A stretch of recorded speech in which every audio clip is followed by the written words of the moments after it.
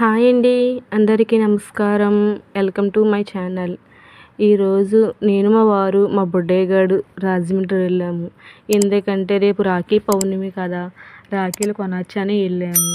అయితే మా బుడ్డయ్య గారికి అలక్క రాఖీ కడుతుంది. అయితే ఏదన్నా కొనివ్వాలి కదా అనుకున్నాము, కానీ కుదరలేదు. గుడికి వెళ్ళొచ్చండి అంటే సరేలే గుడికి తీసుకెళ్తాను అని శివాలయం కాడికి తీసుకెళ్ళారు. అయితే అసలు ఖాళీ లేదు. రేపు పొద్దున రాఖీ పౌర్ణమి కదా, చాలామంది పూజలు చేసుకుంటూ కూడా వచ్చారు. అయితే అస్సలు ఖాళీ లేదు. ఇంకా లోన్ దర్శనం చేసుకొచ్చని గుడికాడికి వెళ్ళి కాళ్ళు చేతులు శుభ్రంగా కడుక్కొని ఇంక లోనికి వెళ్ళాము. కొత్తగా కట్టారు కదండి శివాలయం.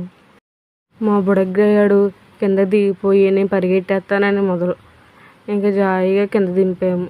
అయితే చుట్టూరు గంటలు ఉంటాయి కదా, గంటలు కొట్టుకుంటూ